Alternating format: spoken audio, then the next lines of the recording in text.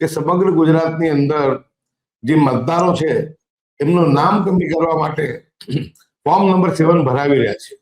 એ જ દિવસની વાત છે, લગભગ 17 તારીખ હતી અને મારે ધ્યાન પર પણ એ લેટર તરત જ આવી ગયો હતો.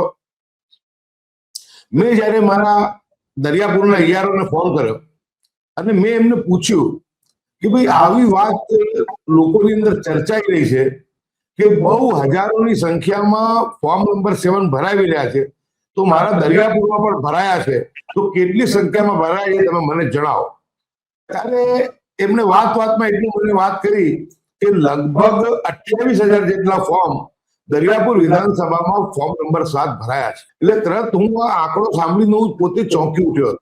મેં એમને કીધું કે તમે ઓફિશિયલ મને આ જે છે અપડેટ આપો.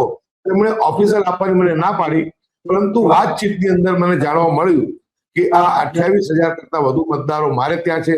તરત જ મેં ઇમરાન ખેરાલા જોડે વાત કરી, તો એમને ત્યાં તપાસ કરતા એમને ત્યાં પણ 38,000 જેટલા મતદારો એમને ત્યાં જે એમને એફઆઈઆર ની નોટિસ મળી હતી.